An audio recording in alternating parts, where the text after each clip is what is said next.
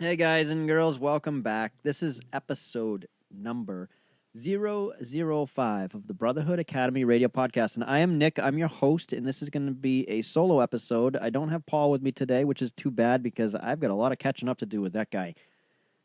He got to participate in the incident that happened in Lawrence, Mass last week with the natural gas explosions, the overpressurized natural gas lines that resulted in 70 different fires around the region. He did some mutual aid out there. So hopefully the next time he's on, we can talk a little bit about that. But let's kick this off with some announcements. All right.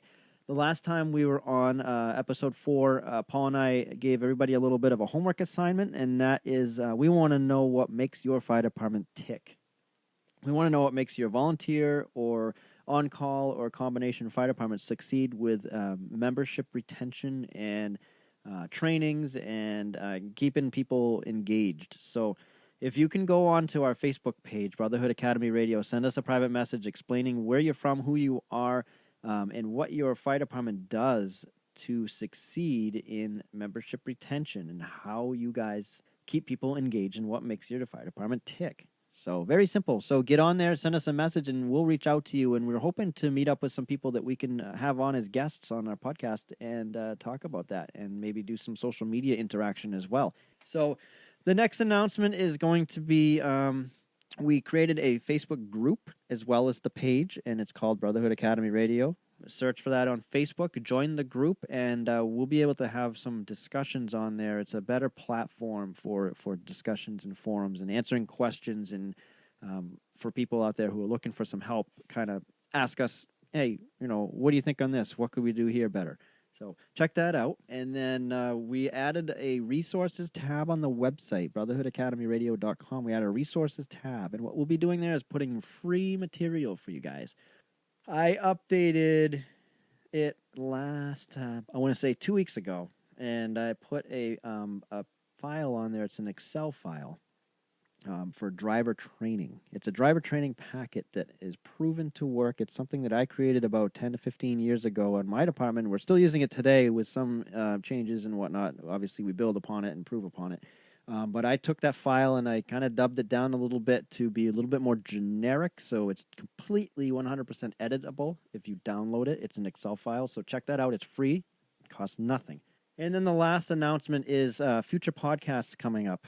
We've got some guests lined up, some pretty good guests, so I want to make sure you guys are aware of that this is going to keep growing. This is not going to die down. This is not a fad. This is going to be big. It's going to be big someday. So we've got some really cool guests coming up, so please keep your ears and eyes open on that one. I think you heard that in the background. It's my I am responding going off as a medical coming in. So let's kick this off. All right, here we go. With Nick and Paul. Enjoy the show. They've been friends since they were in diapers, so they have the same heart to beat. Volunteer firefighters, fighting for a dying breed. Brotherhood Academy, Brotherhood Academy, Brotherhood Academy Radio. There we go, fighting for a dying breed. Because unfortunately, the volunteer fire service is a dying breed, and I hate that, and I don't want that to happen. So that's what we're here to do. That's what this movement is all about. It's to focus on you as firefighters, volunteer firefighters, leaders, chiefs, captains, lieutenants.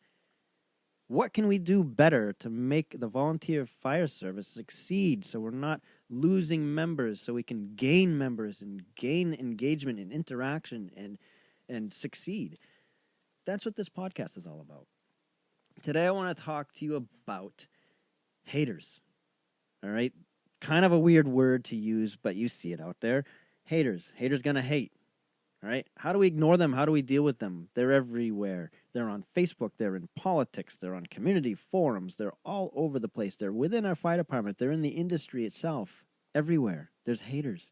Negativity, negative energy. We don't need that negative energy. If we want to make the volunteer fire service succeed, if we want our fire departments to be the best out there, we cannot have negativity.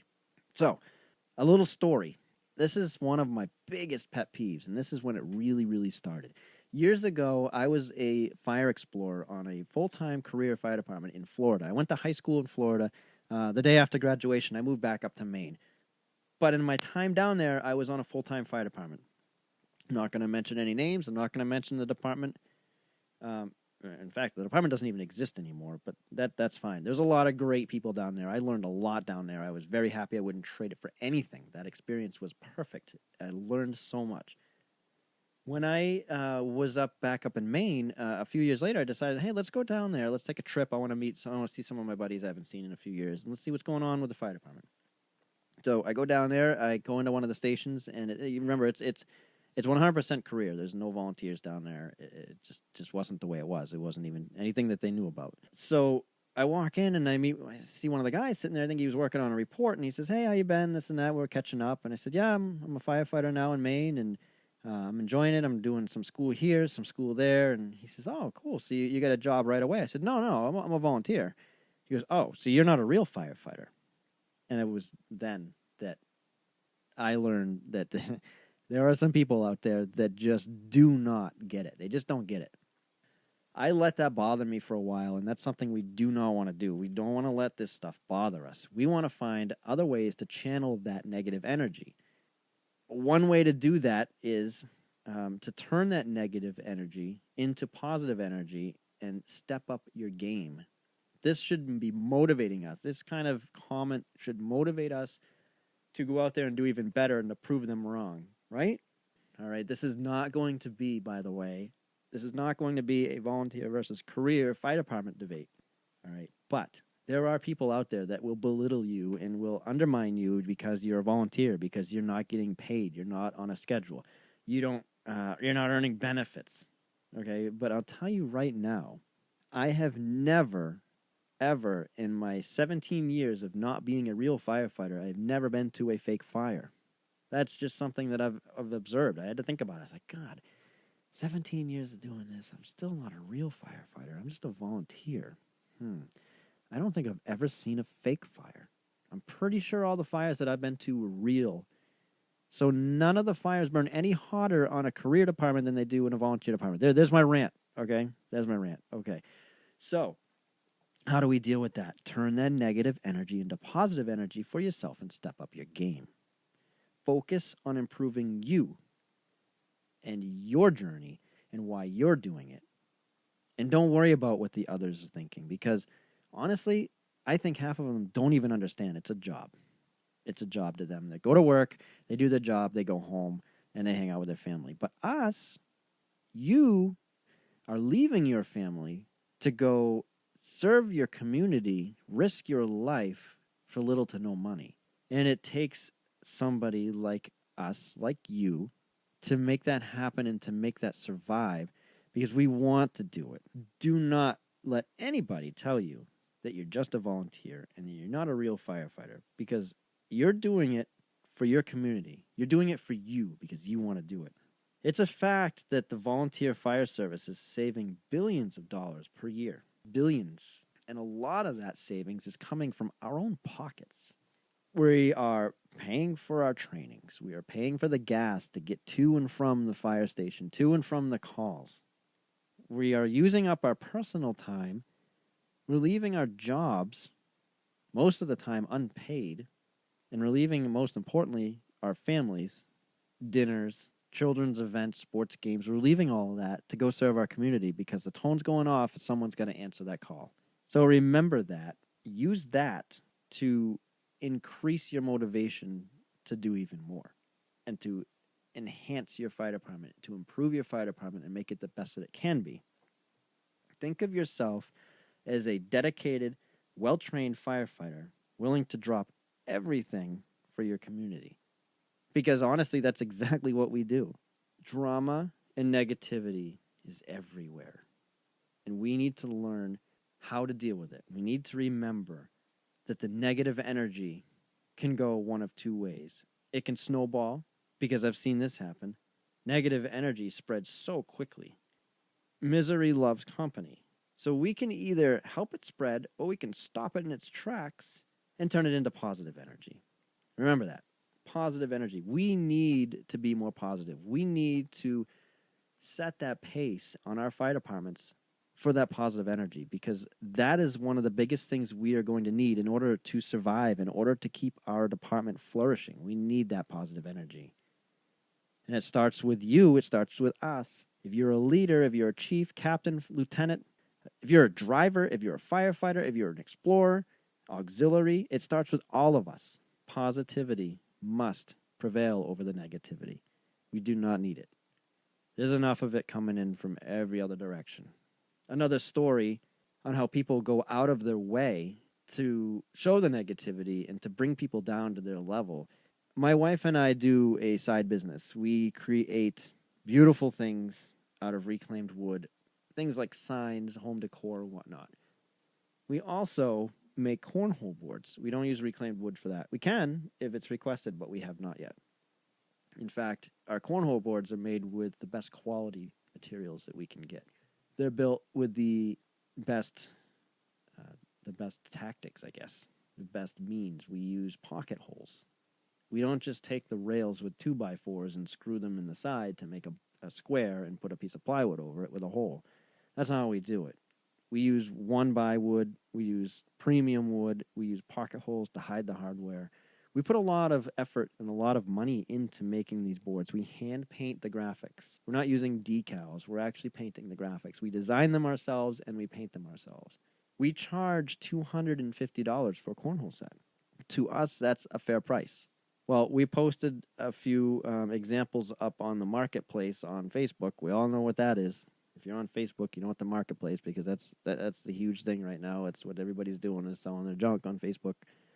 Obviously, we're not selling junk. We're selling really cool stuff. But either way, we posted this on there, $250 for a cornhole set, hand-painted, handmade, to include the bags. And some kid went out of his way to message me on a private message on Facebook and tell me that I'm charging too much for the cornhole boards and that he can make them and he's selling them for $60.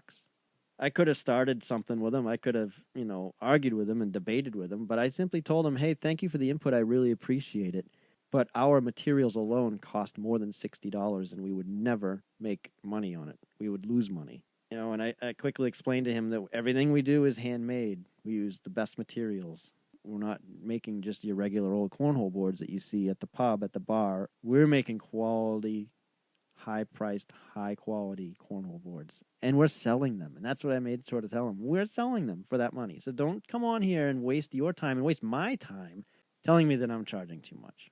But that just goes to show that people go out of their way to show their negativity and to spread their negativity to get other people onto their lower level.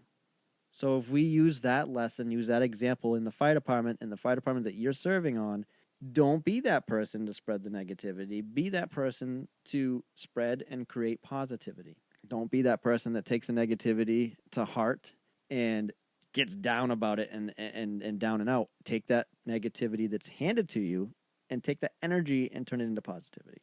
You will win in the long run. So that's my message for today. I want to thank everybody for being on here and listening. I want to thank everybody who's shared the podcast so far. I promise you there is more good stuff to come. This movement, I'm calling it a movement, this is going to grow. This is going to be big. So do me a favor, share this episode. Share it with everybody that you know. This isn't just for volunteer firefighters or just for call firefighters. This podcast is for all firefighters, especially the career guys and girls, because I want them to know what we are all about and why we do what we do. And they will learn that, and they will soon, hopefully soon, learn that, we're all the same. We're all doing the same job. I support career firefighters, and I want to make that clear. And I will never be on here saying that volunteer firefighters are better than career, and I will never say that career firefighters suck. However, I will, when the time arises, defend the volunteer firefighters as needed, because obviously there needs to be a little bit of that here and there. So again, thank you so much. Big stuff coming. The next podcast, I'm hoping, if the schedules work out right, I'm hoping to have Paul on here with a guest from the South Berwick, Maine Fire Department to talk about what makes them tick, because those guys rock. We've worked with them, and they're doing something right. So we're going to have one of their lieutenants on with us to talk about that. So I'm hoping if the schedules align just right, we can make that happen. So in the meantime, please follow on Facebook, Follow on Instagram, nickhilton_bar, and share the stuff. Share the content. Thank you so much.